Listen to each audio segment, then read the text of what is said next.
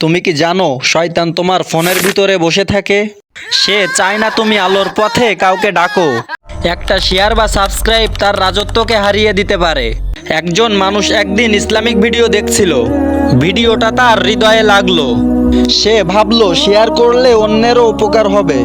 ঠিক তখনই একটা কণ্ঠ মনে ফিসফিস করে উঠল, আরে বাদ দে, মানুষ কি ভাববে? তুই নিজে ভালো হওয়া অন্যকে বলিস কেন? ওইটাই শয়তানের ফাঁদ। সে জানে তুমি যদি একবার শেয়ার করো, তোমার মাধ্যমে হয়তো একজনের জীবন বদলে যাবে, আর সেই সোয়াব তোমার আমলে লেখা থাকবে চিরকাল। কিন্তু যদি তুমি থেমে যাও, ইবলিস তখন মন ভরে হাসে, কারণ সে চায় আল্লাহর বাণী ছড়িয়ে না পড়ুক, মানুষ যেন অন্ধকারে রয়ে যায়।